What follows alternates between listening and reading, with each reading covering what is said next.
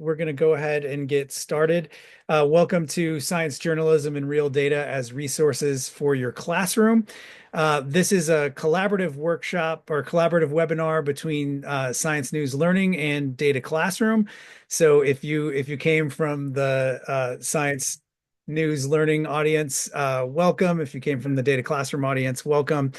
We are glad that you could make it today and spend a little time learning with us and learn about this new collaboration that we have going on. We'll start by introducing ourselves, and I'll turn it over to Anna and Raina for a second to introduce themselves.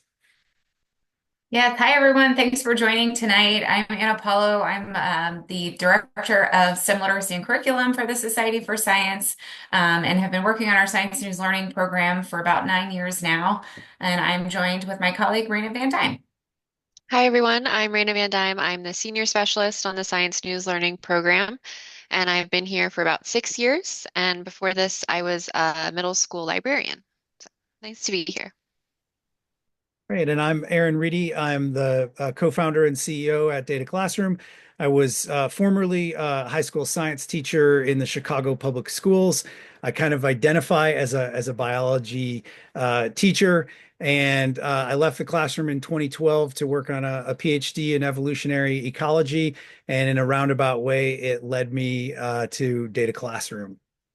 Um, with that, we're going to just kind of start out and I'll give you a little bit of an introduction to Data Classroom, and then Anna and Raina will give you an introduction to Science News Learning. Um, and so Data Classroom, like I said, really has its roots in my classroom in the Chicago Public Schools. That's still where I got a lot of the ideas for what ended up in the software. Frequently, I would have the experience of when my students were working on a lab. That was when enthusiasm was highest in my classes. And when it would come time to actually work with the graphs and the data that we generated in a lab, you could just almost just hear all of the fun get sucked out of the room. And those moments frequently just kind of went off the rails for my lesson plans. And I spent a lot of time thinking about, what would make those interactions with data and those learning moments with data better. And when I was a grad student at the University of Virginia, is when Data Classroom started to become a prototype. And it is today, I would say it is the tool that I always wished that my students had when I was leading them in the classroom. It's a tool for graphing.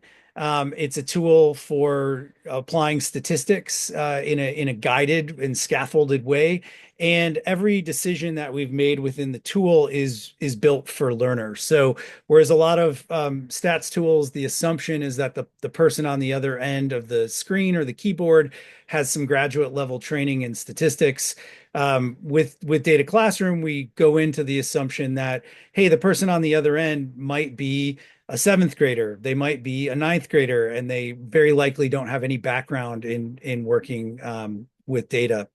I'm going to just give you a quick just walkthrough of Data Classroom, just about 3 or 4 minutes, show you around if you're new to it. There's a QR code here, but if you haven't scanned it yet, don't worry, it's going to come back at the end.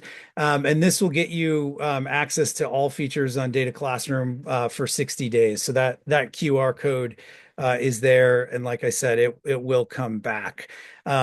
So I'm just going to stop my screen share for a second as I transition over to a window where I have Data Classroom open. And that will come up here. Let me share my screen again. And this should be coming up in just a sec.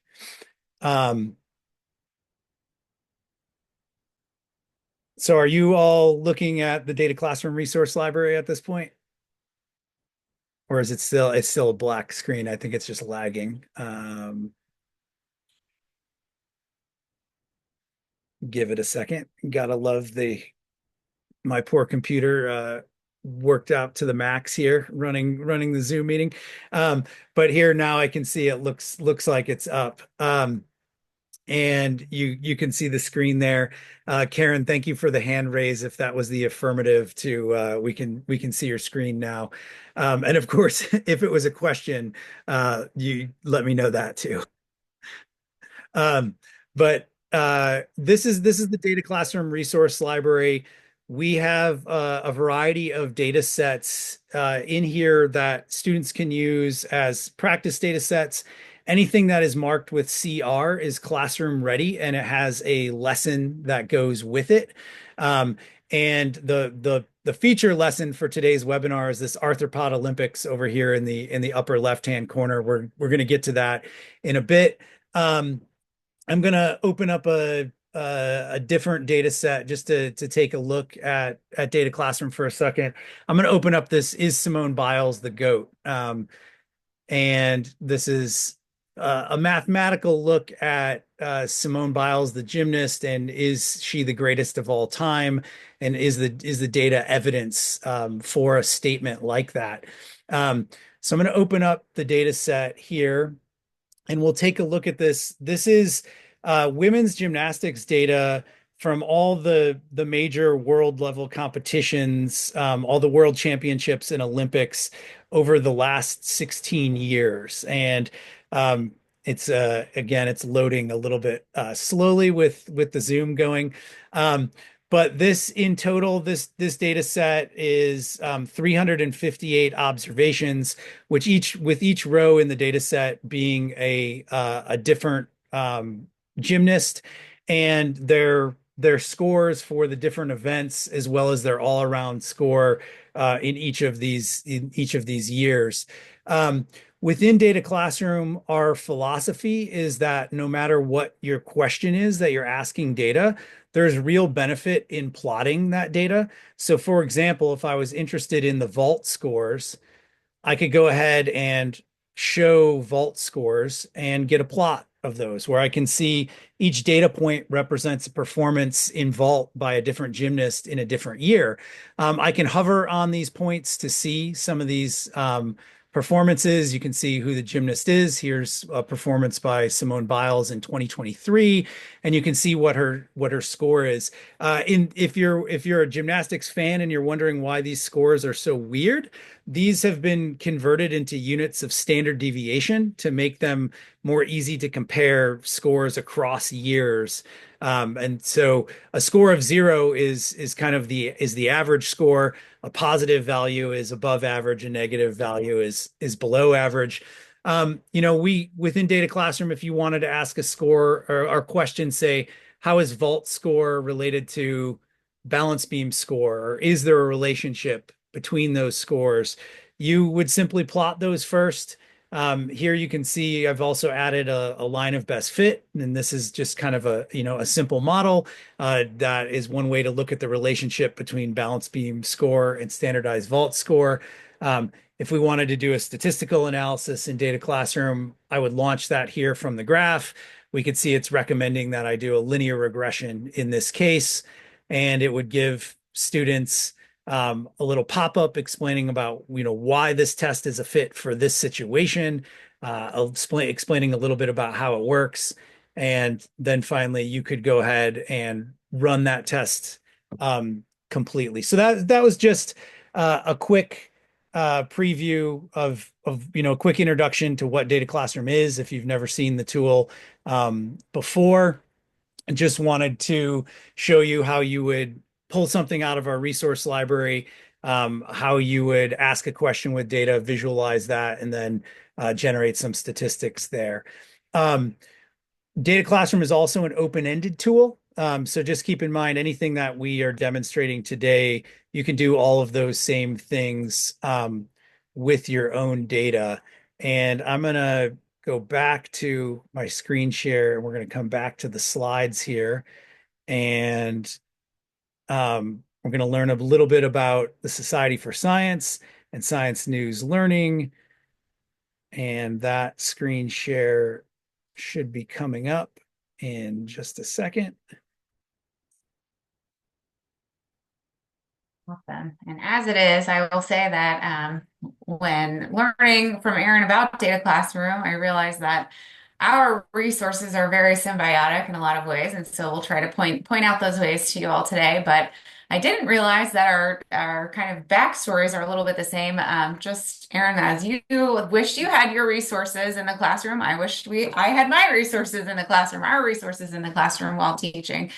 And your resources too as well. But anyway, yes, we're going to start off a little bit just to give you a quick background on the Society for Science and the organization that Raina and I work for before we dive into more about the program and our specific resources. So just to let you know kind of who we are, the Society for Science is a nonprofit organization and we are run out of Washington, D.C.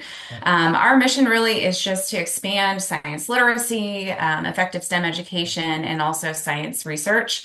And we've been doing those things for more than 100 years now. We were founded actually in our journalism on our science newsletter. So the images over here on the left-hand side of the slide were the original publication from the Society for Science, and that has morphed into both Science News and Science News Explores publications.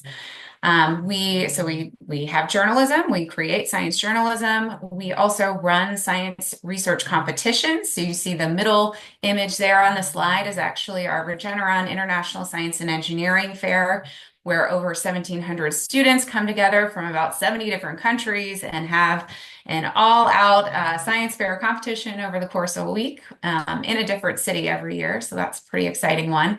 And then we also host a number of outreach and equity programs that are primarily focused on supporting educators in science.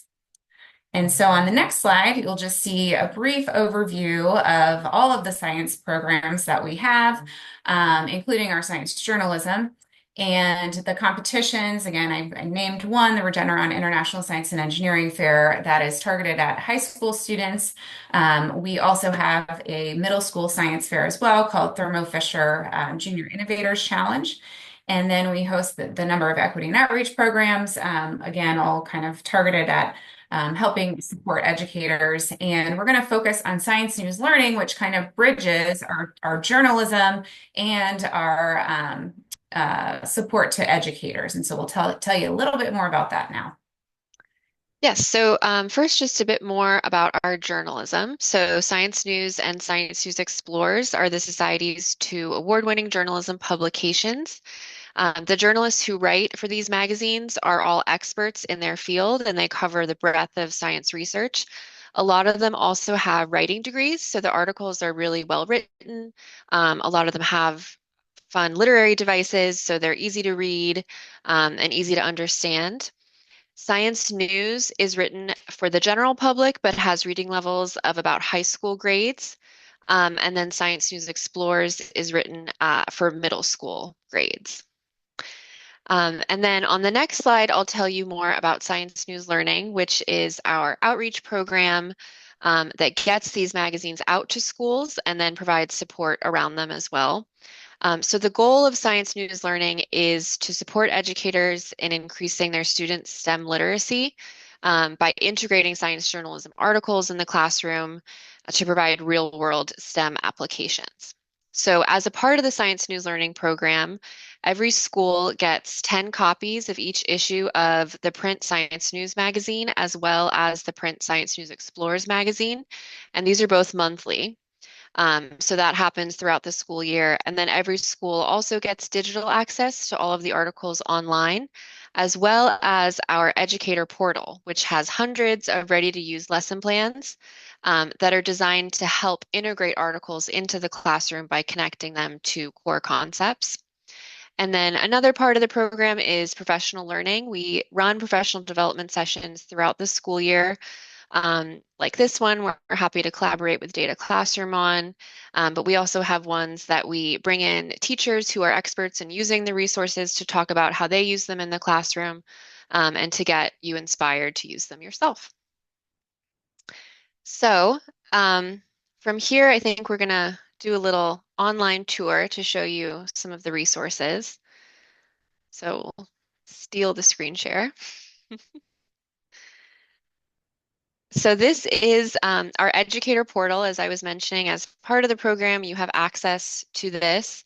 And this is where we ask educators to start to see all of the journalism and all of the lesson plans that we provide.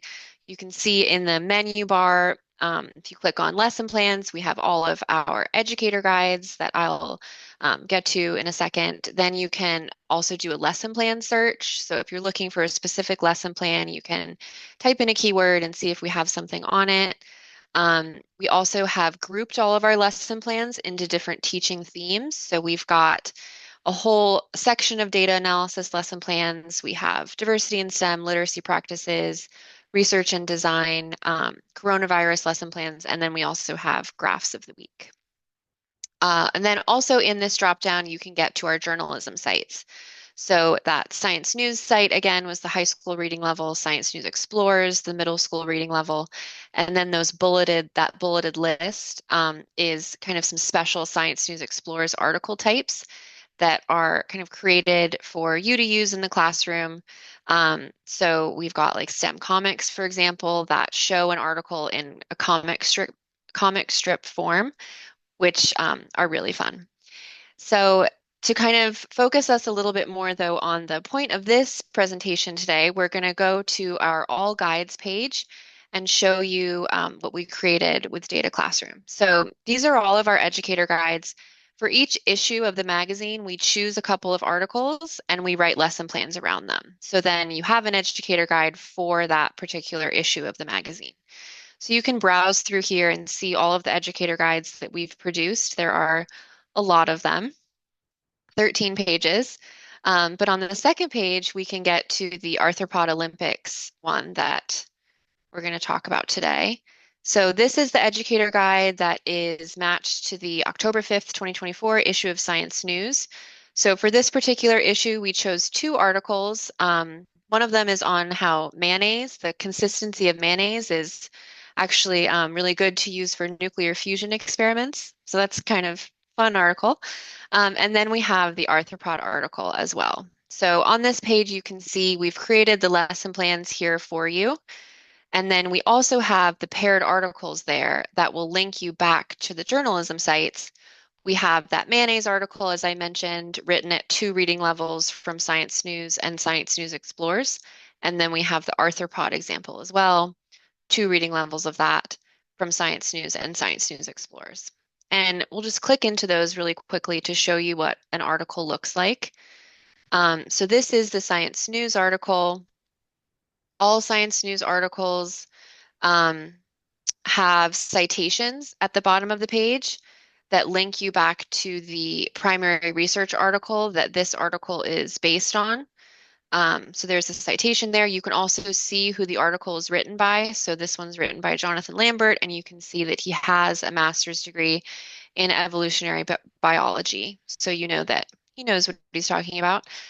And then as you saw, there was a fun GIF at the beginning of the article, and there's also a video included here too. So we do try to include some fun images and graphs and multimedia resources in every article. So that's the Science News version, again, that high school reading level. And then the Science News Explorers version will be the middle school reading level. So here's the Science News Explorers page. As you can see, it's the same GIF. It's really the same article. It's just rewritten by our journalists to be the lower reading level. Also, a special thing about any Science News Explorers article is it'll show you the reading level.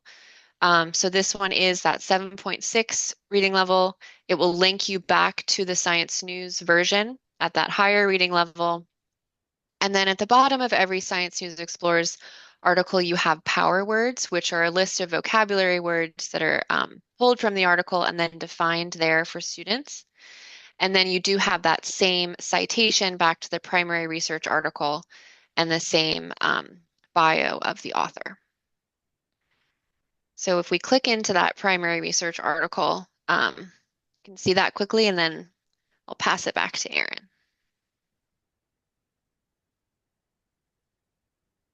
Okay. Let me, and where we're going to go next is we're going to talk about this primary research article a little bit. And so I want to share my screen with you again.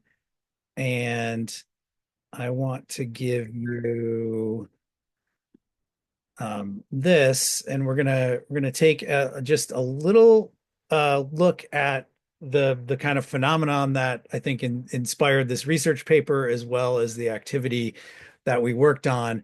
And so just take a minute and let's see this. Are you all seeing the video queued up on the screen right now? Yeah. Okay. So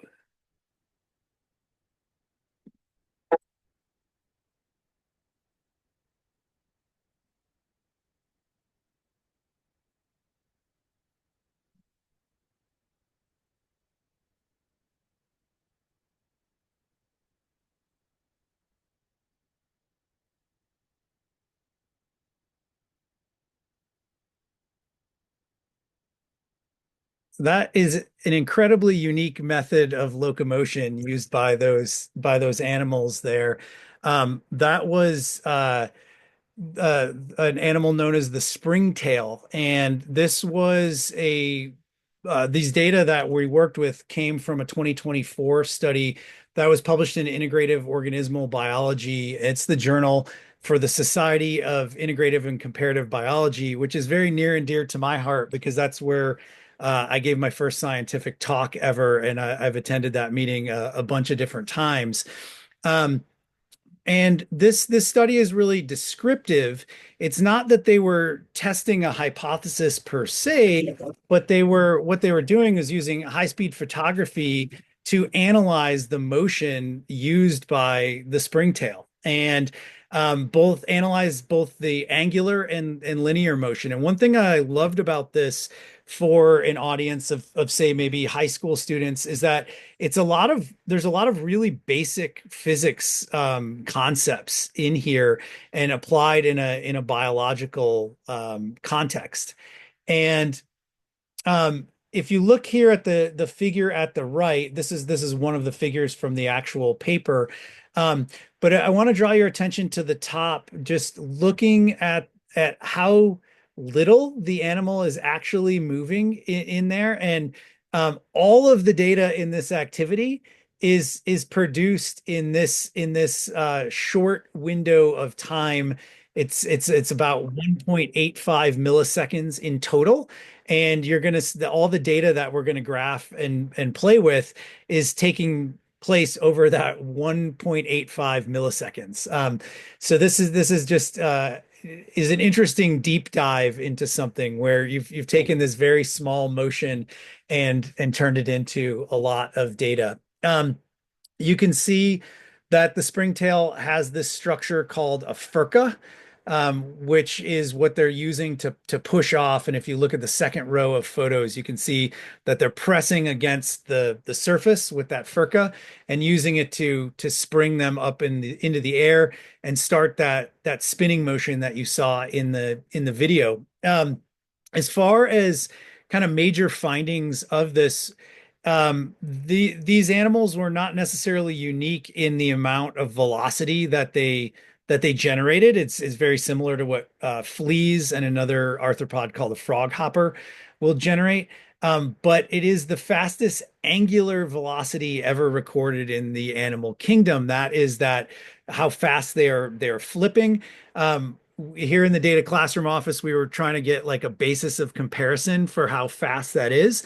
And it's 300 times faster than Simone Biles is turning when she's doing a flipping motion on vault. So it's pretty fast, and I just thought that was cool. Um, so we're gonna go ahead here and jump over to the activity within Data Classroom and actually kind of go through the data. The activity is designed to kind of more or less fill about a 50-minute class period, and we're not going to go through it and in the way that we're going to do every part of the exercise and answer every question, but I want to go through some of the key graphs in the activity and kind of walk through them as if we were students. So give me 1 second to cue that up. And now I'm going to share my screen and we will go back into this. Okay, so this is the data classroom resource library once again that you're going to be looking at shortly as soon as the computer catches up. So here now you can see it. Um, and there's this arthropod Olympics. You can open up the lesson plan, which is really a lesson plan preview. In there, you'll kind of see all of the graphs that the students are going to make. There's a few notes for teachers. There's also links to the Science News learning materials. But I'm going to go ahead and just open the data set. And this is exactly what students will see when they open this. Um, so going into the data set, similarly to the last data set that we looked at, the first view that you're going to see here is going to be the data table view. And on the white bar at the top, you can navigate between table, graph, and assignment. I'm going to go over to assignment for a second, and I'm going to actually split my monitor up here, so you can take a look at the assignment side by side with the graph here. Wait 1 second. Let me go back to the graph, and then I'm going to open up assignment in a new tab here and then split these so we can, I think this will be the best way to present this.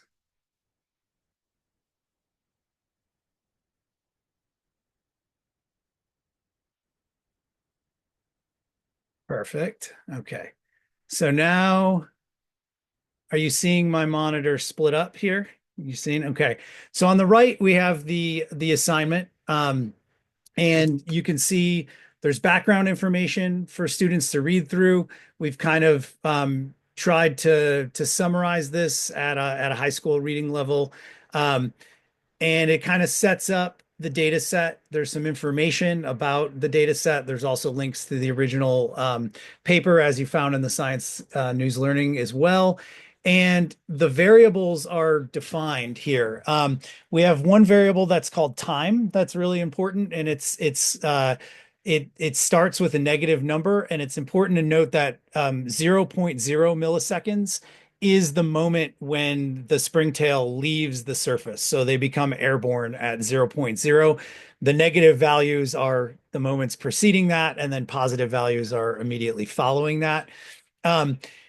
There's a video for students to see too, very similar. This was a video actually pulled from the associated materials with the journal article. And then you get into the activity questions. In part one, students will analyze the linear velocity. In part two, students will analyze the rotational motion. Part three, we'll be looking at just the FERCA, which we called the springtail in here. And then in part four, there's some more data that's not included in this data set, and they're going to look at some additional figures from the paper and answer those. But kind of going through the data classroom plot that you're seeing on the left, the first thing that we'll take a look at is this distance. And this is the distance at the springtail center of mass. And we'll look at this over time. And so we can see like now, and we can see in red to the right of the plot, it's showing me that time is currently on X, that's time in milliseconds, and distance in millimeters. So, one in going through this in the early questions, the first thing students do actually are they're looking at the video and they're making some predictions before they even start working with the data. So they're asked to watch the video and think about things like linear velocity and angular velocity. Do you think it's going to have higher linear velocity or higher angular velocity? Hopefully, in sort of really critically looking at that, they'll see that it really is a spinning motion. That in all, the springtail is not moving an incredible linear distance. And looking at the data on the left, you can see that where what we're looking at in this portion of the motion, the animal's moving just slightly over a millimeter. So this is a really small bit of motion, and you can see that in the beginning the motion is slow, that for each interval of time, there's hardly any distance on the or any movement on the y-axis, which is distance. And after that initial period, then it increases and it remains more or less constant, um, almost to the end of the motion that's been captured. In this data set. And I got to say, I'm so used to presenting biological data that I'm really out of my comfort zone presenting physics data. I never taught physics. One of the only science classes I never taught. So as we go through this, if any physics teachers have comments for me in the chat, I would greatly appreciate those.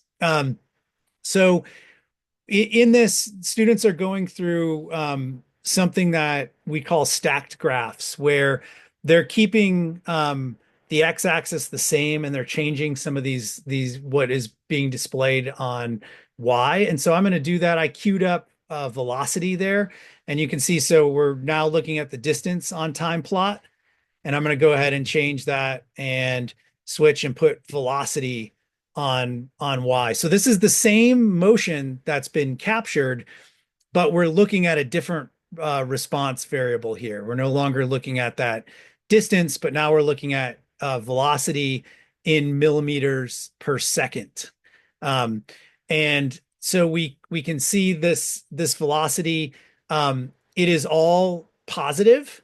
So all of these none of these values are negative. So this is all motion going away from the ground, away from the ground. If it was motion toward the ground, we would actually see that represented with negative values here. So again, this is really just the start of that motion. And the questions here are, having are actually asking students to think critically about what is happening in this. So asking them, sort of basic questions about, like, what is the max velocity? And they can get that by hovering over the data points. If they come up here toward the peak of the graph, they can see that the highest values, it looks like it's about 1161 for it, that in millimeters per second is kind of the highest velocity achieved there. They're also asked to look at this and think about where there is acceleration, and where acceleration is highest and where acceleration is lowest. So they're looking at that velocity, and acceleration is a change in velocity. So looking at points in this graph where there's the biggest changes, and you can actually see kind of at the end of this, the dots start to get further apart as the changes become greater. And those, by the way, it's an incredibly small amount of time between each of those data points. It's 300ths of a millisecond between each of those data points. But you can see that at some points there's more acceleration, at other points there's less. In this, we also have them use a filter. So they're going to look at what the linear acceleration might be in here, and to do that, they're going to go ahead and employ a filter. They're going to look at this point where there's more or less velocities changing at a more or less constant rate. So this kind of straight part of the graph. And I'm going to flip over to the table view here for a brief second. And I'm going to go ahead, and this little funnel icon is where you can filter data. And you can see on the assignment, there's a hyperlink, that this filter funnel option, which will point students to that. And we've got a filter set up for them already. So this is going to only show us the portion of the graph that is minus 1.2 milliseconds to minus 0.07 milliseconds. And so if I go ahead and I apply that filter, and I go back, I close this and go back to the graph, now we can see we've just kind of isolated that part that is more or less straight on the graph, and we can go ahead and add a regression line on here where we can get the slope for this, and we can see that the slope is 1095, based on the data here. Um, Slope is rise over run, and acceleration is this change in velocity over time. So this is akin to acceleration here. So this is part of the activity that students will move through this. Keeping an eye on time here. I don't want to go through the entire activity sort of piece by piece, but you can see how students are going to be able to go through this activity, manipulate the data graphically. They're going to be able to drill down into different parts of that motion um, that is described. So with that, I'm going to go back to our slides here. Erin, I might just grab screen share from you if that's okay to Go go for it. to Go for it. ours. All right. And we were ready to transition, right? Yeah, we're ready to move to yeah. Okay.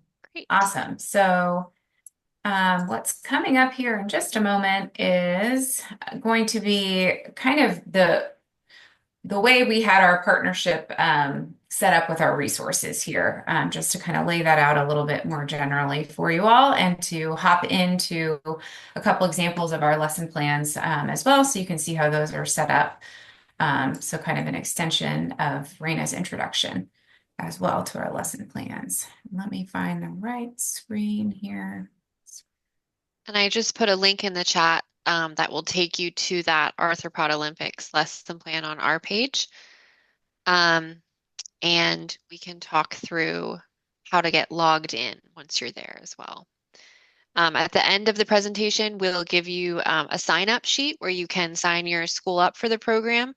And through that, you'll be able to log in as well. But just for today, if you don't already have a login, if you're not already part of the program, when you come to this page, when you click on that link, you'll see something prompting you to log in. And I'll put in the chat kind of like an open username and password for you to use to get logged in.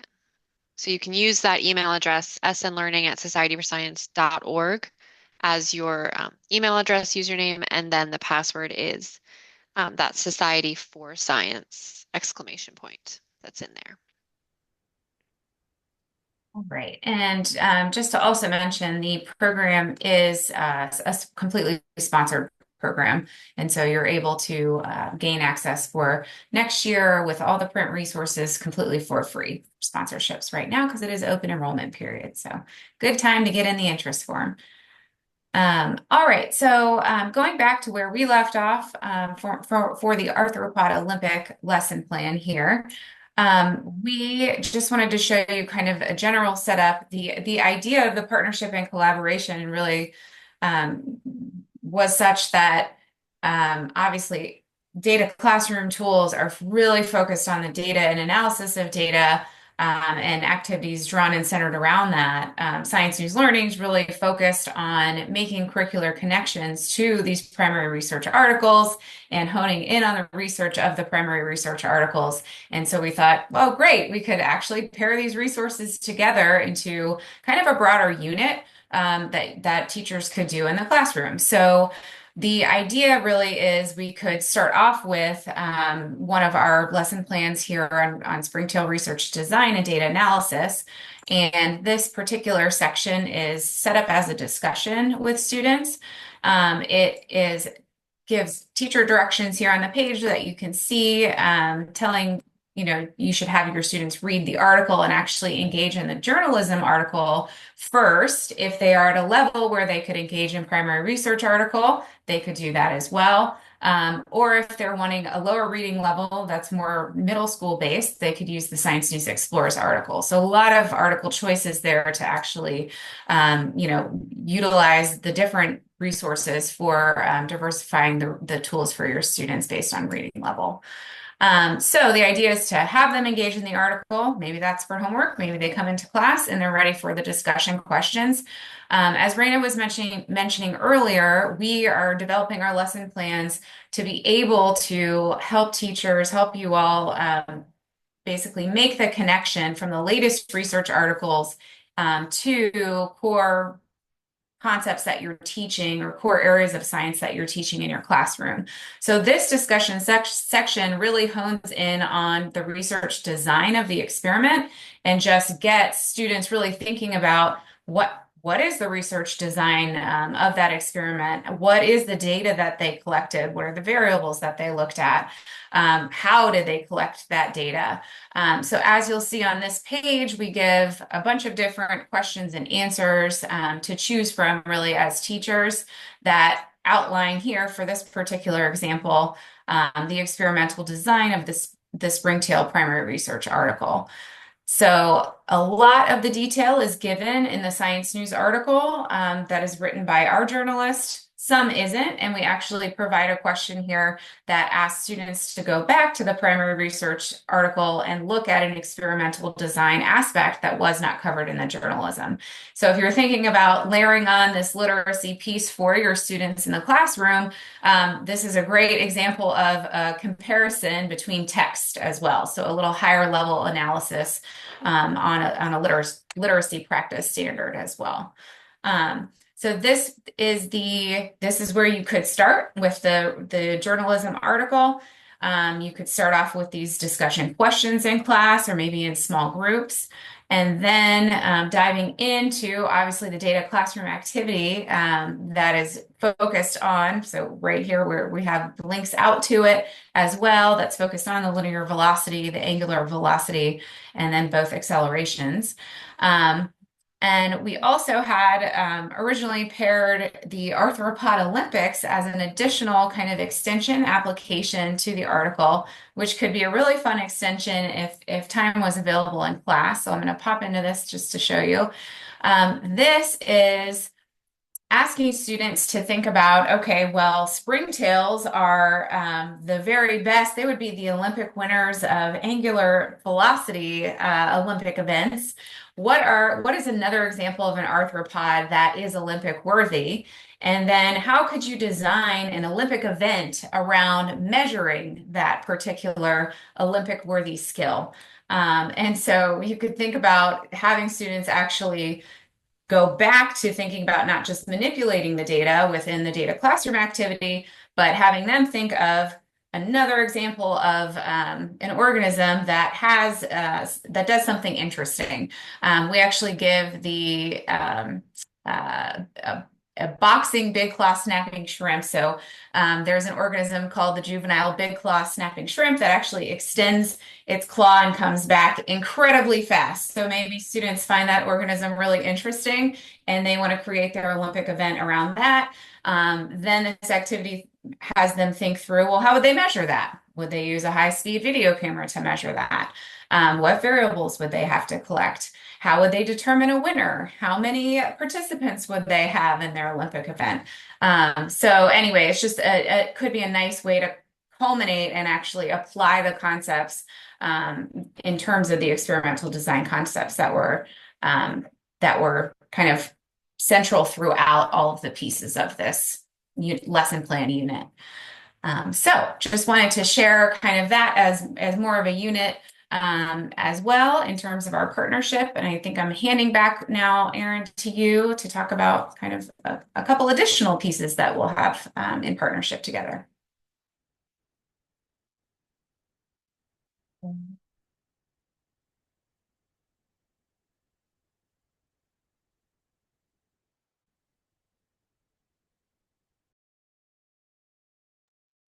Oh, Erin, you're muted. There we go. Yeah, thank you. Yeah, we also had some additional um, information for helping folks get logged in. I don't know if you wanted to tell them anything about these slides. No, we covered that on Cover the that. page, Okay. so that's okay. Thank you. I'll throw this up, but this will come back on the at the end, I've got this QR code again, but here's the QR code. It will take you directly to the login on Data Classroom. So if you're wanting to get a Data Classroom account, so you can try some of those activities working with data, including this collaborative one. And then I guess another thing I want to talk about is that this collaboration has a lot of potential for other things. And one of the next activities that we've started working on is a changing climate, changing baseball, looking at the number of home runs and what role might be played by moisture and temperature in the air, and if that changes over a large enough sample size, do you get a change in the number of home runs in baseball? So that is coming soon, and we're very excited to be working on that as well. Um, so um, this is just our parting slide to leave you with some of the things so you can get to the resources. Again, there's that QR code for the 60-day evaluator license on Data Classroom. You can go to dataclassroom.com and create a free account at any time. And if you have questions, you can reach our team at info@dataclassroom.com. And Raina, Raina and Anna, any parting words? Yeah, as Anna mentioned, we are in our open enrollment process right now. So if you click the link in the chat or use that QR code, you'll be able to sign up your school. And as Anna mentioned, it is all sponsored. So they are free resources for public high schools and middle schools. Okay. And if anyone has any questions for us before we wrap up, we'd be happy to stick around for a bit and answer any questions. But really appreciate your time. Appreciate you checking out what we're working on. And I know I'm just going to say that I'm really personally excited about this collaboration. I think there's a lot of great activities to be made from it.